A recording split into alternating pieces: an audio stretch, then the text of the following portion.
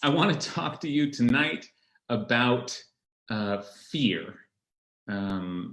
President Franklin Roosevelt famously said in his 1933 inaugural address, "We have nothing to fear, but fear itself."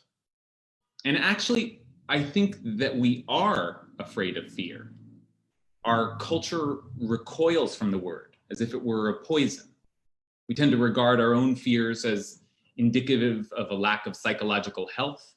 To be afraid is to be trapped, to be held in the grip of some immature emotion or irrational belief. The goal of self-improvement then is to become free of fear, at once empowered and at ease in the world.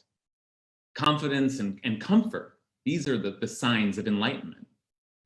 And this is especially true in the realm of contemporary spirituality. The presence of fear seems directly at odds with the blissful serenity that we are, many of us, often seeking from our spiritual lives. I know I am. And what kind of God induces fear anyway? Surely not one who deserves our love as well. So modern people of faith are increasingly uncomfortable with the whole idea of fearing God. But it wasn't always this way. Fear used to carry a positive connotation in religious parlance. To describe someone as God-fearing was to compliment them. It seems almost strange now, but fear was once a virtue to be striven for and carefully cultivated. Well, what was it that once made the idea of fear so attractive, and how has it fallen from its place of esteem in our contemporary religious conversation? So to understand that, we should first turn back to the touch point, really, for the virtue of fear in Jewish tradition, which is embedded in this week's Parshat Eikev, in the following verse. V'ata Yisrael, ma Adonai Elohecha shoel mi'imach ki im liyirat Hashem Elokecha. Now, Israel, what does the eternal your God ask you? Only this, to fear the eternal your God. The verse continues, but in the Talmud, in a famous passage, there's they seize on this phrasing, this only this, God asks only this, to indicate something very distinct about fear. Rabbi Hanina says in the Talmud, Hakol bidei shamayim, everything is in the hands of heaven except for the fear of heaven. As it says in Deuteronomy, and now Israel, what does God ask of you? So this is the only thing that God has to ask for. That tells us both that it's important to God, and also that God can't force it out of us. We decide whether or not we will be afraid. But that's puzzling. First of all, can't the all-powerful God actively just terrify us? Surely the God who created the heavens and the earth and sent the plagues to Egypt, surely this God can do something scary enough to provoke fear from mere mortals. But stranger still, what does it mean to be in control of our own capacity to fear? If it's within our power to choose to be afraid, isn't that, by definition, not fear? Fear is instinctual and overwhelming. It takes a hold of us whether we want it or not. And more to the point, we never want it. Nachmanides, the great medieval commentator, complicates things even further by suggesting that although God seems to be explicitly asking for fear, God doesn't really want it. He says, God is not asking for something from you that God needs, but that you need. Rak hakol hu tov lecha. It's all for your own benefit. Now, come on. God may want me to cower in fear for some sadistic reason I can't imagine, but how do I benefit from being afraid? What need of mind does it serve? What could possibly be good about fear? So we can certainly see that fear was celebrated in rabbinic tradition, but we still don't understand why. Say all the wonderful things you want about fear, but it doesn't match up with so many of our own experiences of being uncontrollably afraid and suffering greatly under the weight of that terror. So to make sense of the disparity between these two varied descriptions of fear, we need the help of Rabbi Nisim of Gerona, the Ran, they call him the Ran, a great 14th century Talmudist who also published an important collection of essays on major biblical themes called Drashot HaRan. And in the 10th of these essays, he lays out a key dichotomy between two kinds of fear. And he uses none other than our verse in Deuteronomy as his starting point. He says, there is the fear of punishment, yirat ha'onesh. But when it says to fear the eternal your God, the intention is a higher kind of fear, which is when a person fears God because of God's exaltedness and greatness, not because he will be punished. Okay, so this distinction between fear of punishment, yirat ha'onesh, and fear of the exalted, yirat ha'romemut. That word, we used it earlier tonight, romemu. It means exaltedness. This distinction is the one that will be taken up by Jewish thinkers again and again throughout the centuries to explain two very different kinds of religious attitudes towards God. The first is the straightforward fear of a God who gets angry with people and punishes them.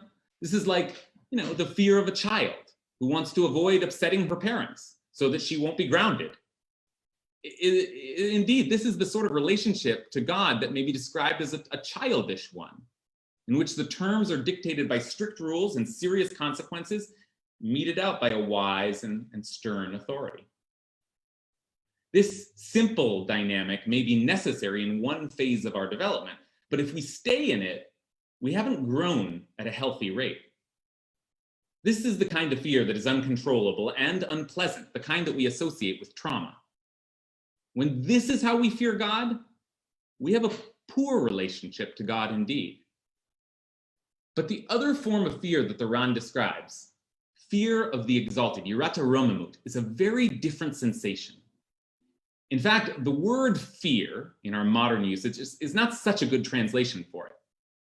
I once read that 20th century German theologian Rudolf Otto wrote that the biblical concept of fear, the biblical word for fear, yirah, might best be translated, he said, in modern European languages, and I guess he knew a lot of them, I only know, a couple, into the English word awe. He says the English word awe is the best translation that he could think of for the word fear. So we're lucky. It's a language that we speak. So we stand in awe of the majesty and grandeur of God. And we're overcome with a trembling. This kind of fear is actually a pleasant feeling, even an ecstatic one, although it's definitely a little scary.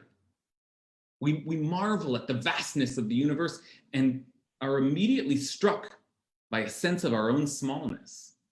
There is a fear there, one born of vulnerability, but there's also a sense of gratitude that comes in recognition of our ability, despite our insignificance, to exist and to partake in the wonder of it all. And at the moment that this sensation of wonder strikes us, we suddenly feel a great love for everything around us, and a love for the God that has allowed us to stand in the midst of it. Where once we stood in awe, we come to fall in love. This is the fear of the exalted, yirat ha'romemut. That's the fear that God is asking of us. And it is a good thing. One question remains, however. What did Rabbi Hanina mean when he suggested in the Talmud that this fear of heaven is in our hands? How is it that we can't control the lower, more basic level of fear, but we have the power to decide whether or not to feel that more exalted fear?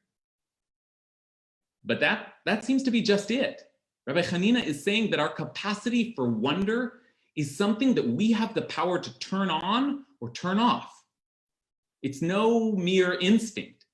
It's a choice, an attitude that we adopt, an orientation that we cultivate.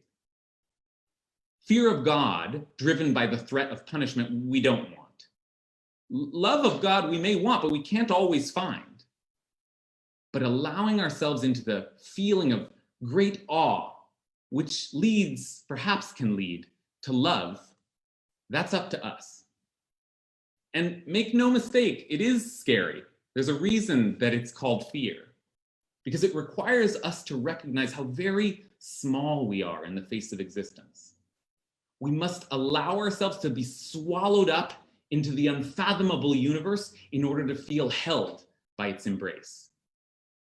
So I want to wish you a Shabbat of peace, a Shabbat of comfort, a Shabbat of love, but also a Shabbat of awe. For that is one of the purposes of Shabbat, to step back and look out the wonder of creation and to stand in awe of it, and then to realize with gratitude and with love that we are a part of it all.